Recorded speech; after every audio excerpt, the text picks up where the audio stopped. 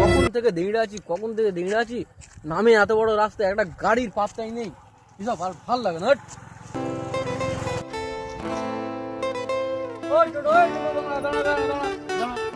কি হয়েছে? গাড়ি দাঁড় করালে কি হয়েছে? হেড ভাই যাবি? হ্যাঁ যাবো। টাকা ভাড়া বল। 250 টাকা লাগবে। ভাড়া গাড়িটা টেনেছি নাকি? 50 টাকা ভাড়া আর 250 টাকা করতেছিস? একদম 250 টাকা লাগবে। না যাবনি, গাড়ি নেমে যাও, গাড়িতে নেমে যাও।